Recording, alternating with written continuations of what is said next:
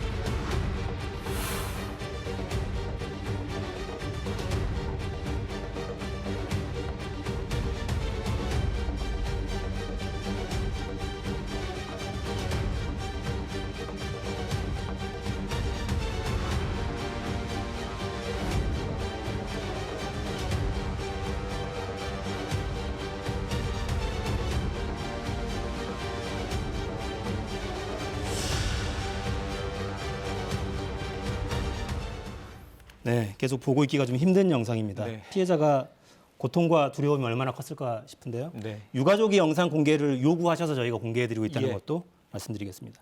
어떤 상황이었나요? 그러니까 유가족이 이 희생자, 사망자의 이름까지 공개를 했습니다. 황예진 씨, 25살이고요.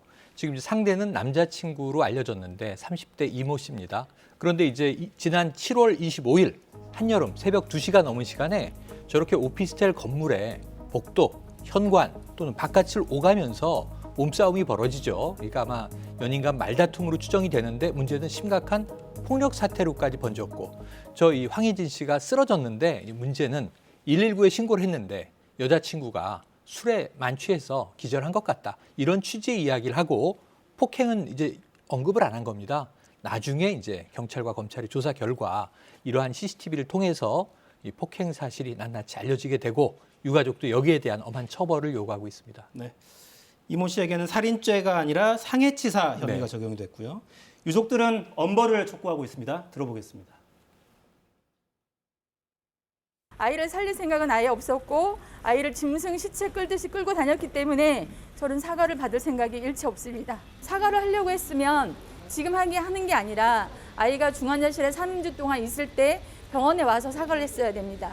청원이 50만이 넘었는데도 아직까지 구체적인 변화나 제도나 되는 게 없기 때문에 제가 예진이 실명과 예진이 사진을 다 공개한 이유는 예진이를 통해서 더 이상의 이런 일이 없도록 꼭 관심을 가져주시고 법안을 만들어 주시기를 간곡하게 예진이 엄마로서 부탁을 드리도록 하겠습니다. 네, 피의자가 뒤늦게 사과했지만 받아들이지 않았고 네. 유족들은 신상 공개 요구하고 있군요. 맞습니다. 그러니까 아까 어머님 말씀 그대로입니다. 살릴 의도가 없었지 않느냐. 또 이 마치 짐승의 사체처럼 우리 아이를 끌고 다니지 않았느냐. 사과를 뭘 받느냐. 그거보다는 우리 아이의 신상도 공개했으니 가해자의 신상도 모두 다 공개하고 엄히 처벌해달라. 청와대 국민청원에 올렸고요. 지금 50만 명 이상 동의를 얻고 있거든요. 그래서 이 재판이 앞으로 우리가 속칭 데이트 폭력 이렇게 부르는데 데이트 폭력이라는 말도 어폐가 있습니다. 어쨌든 이 연인 간의 폭력, 존속살해는 우리가 가중처벌하잖아요. 그런데 왜 이 데이트 폭력은 가볍게 다뤄지는가? 여기에 대해서 좀 강력한 반향이 있을 것 같습니다. 네, 황예진 씨 유족들이 이름을 공개했으니까요. 네. 황예진 씨의 어머니가 다음 공판은 직접 참석하겠다 이런 입장도 맞습니다. 밝혔습니다. 처벌이 좀 가볍습니까? 데이트 폭력. 지금 최근에 보시면요. 스토킹 범죄를 처벌하는 법이 이제야 통과가 됐습니다. 10월부터 적용입니다. 99년에 이게 발의가 됐습니다. 20년 이상 걸렸죠. 그럼 스토킹은 그동안 어떻게 됐느냐. 경범죄로 처벌했던 거죠.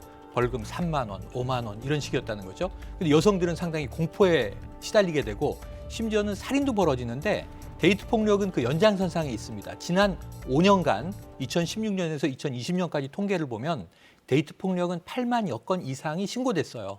근데 이제 2016년에는 이제 1만 건이 안 됐습니다. 9천여 건인데 지난해 기준으로 보면 2만 건에 육박하게 됐고요. 올해는 9월까지가 4만여 건 신고입니다.